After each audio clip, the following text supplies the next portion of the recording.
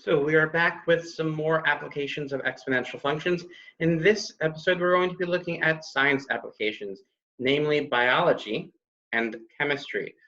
Although exponential functions arise in almost every scientific discipline there is. I first want to introduce you to the exponential growth and decay model. Y equals y naught times e to the kt. If this looks a lot like our a equals p e to the rt, it's because it's the same function.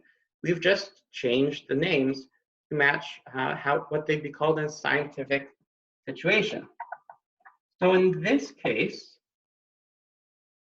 y is our present amount. Y naught, which we pronounce y naught, please don't call it y sub 0, represents the initial amount. In fact, the 0 in y naught says the time is 0, which represents the start of something. K is our growth rate, or our decay rate. So you might be wondering, how do I know the difference? So growth rates are positive and decay rates are negative, which makes sense. If we have a positive exponent, things are going to get bigger, it grows. But if we have a negative exponent, it gets smaller. And lastly, T is time. Now we have to be careful because depending on the question, time might be seconds, minutes, hours, days, months, years, or even centuries. So we have to pay attention to the growth rate that's given in the question in order to make sure that we're understanding our units correctly. Now in a moment, I'm going to erase this to make room for our first example. So if you need to pause the video to write this down, I encourage you to do so. So hopefully you have written this down.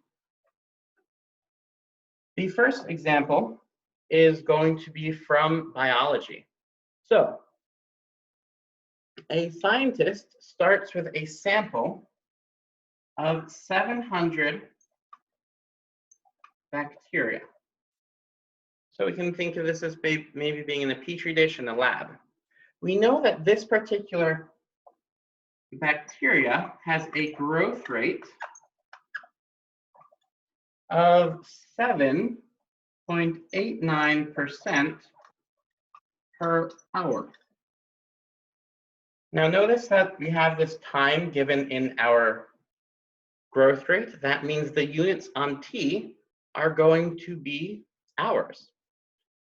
And so the question is, how long does it take for the population size to double? So let's set up our equation. We have y equals y naught times e to the kt. What do we know so far? Well, we know first that our initial population is 700. That's how many bacteria we're starting with. We also know that our growth rate, so it's positive, is going to be 7.89%. But just like with our financial applications, you have to write this as a decimal. So I'm going to write 0.0789 times t. The only thing we don't know is what y is. This is where we have to rely on our context clues. So notice that it says the time to double. So what's twice the amount we started with? Well, it's 1400. So with this, we can now solve our equation for t. First, let's divide both sides by 700. 1400 divided by 700 is 2. We have 2 times e to the power of 0.0789 t.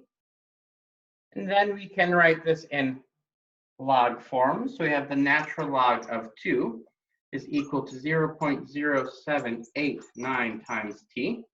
So to solve for t, we divide both sides by our coefficient. So it's the natural log of 2 divided by 0.0789. Now, if this were just solving an equation, we could leave it in exact form. But this is an application, so we want to find an approximate answer to generally the same number of decimal places. I worked this out earlier, and time is equal to 8.785. So it's 8.785 hours. Now, can we be that precise with time? Not generally. So it's okay to round this to just 8.8 hours for our final answer. Now we're going to do a second example. So again, if you need a moment to finish writing this down, please pause the video so you can do so.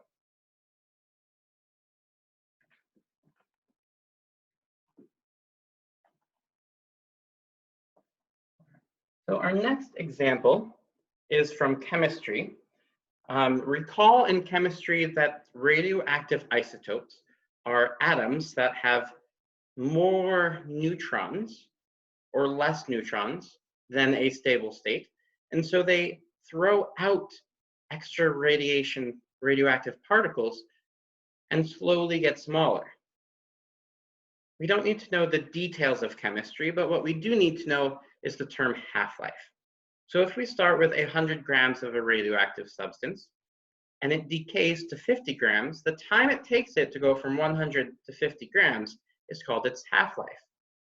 And in an amazing revelation, I think, it then takes the same substance, the same amount of time to go from 50 grams to 25 grams, which is half its size. It blew my mind the first time I learned that, but it's true.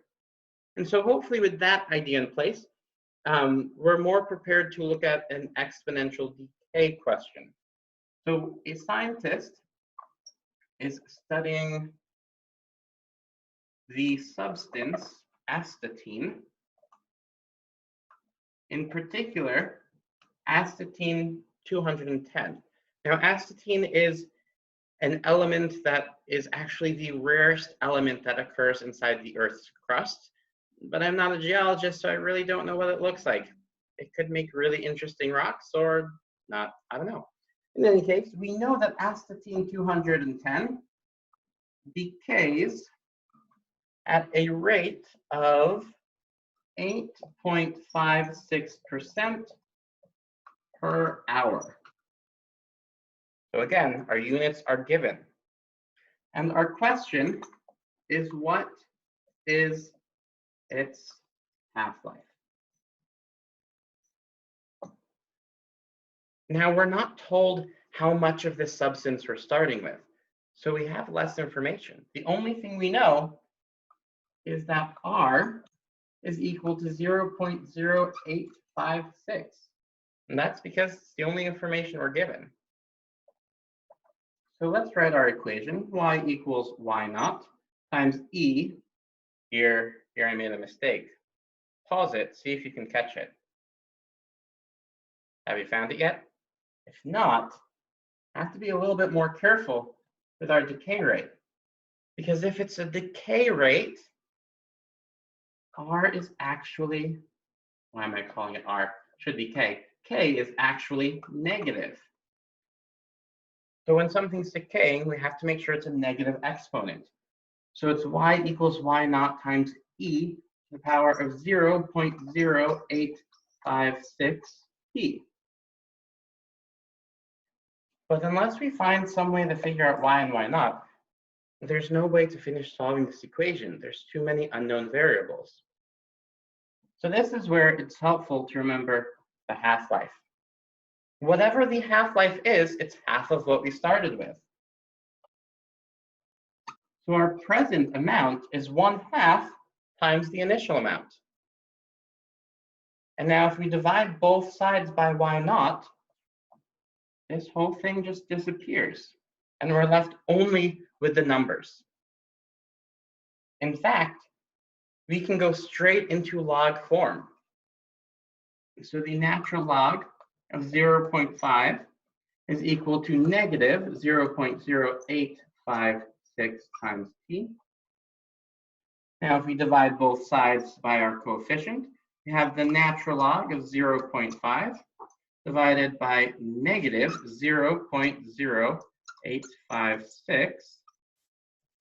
And so this is approximately 8.097, and the decimal keeps going on forever. So let's round this to just one decimal place. So t is equal to 8.1, but it's an application. So we need more than just a naked number. We have to remember our units. And in this case, our units are hours. So the time, the half-life, is 8.1 hours. So these have been some examples of exponential functions as they arise in biology and chemistry.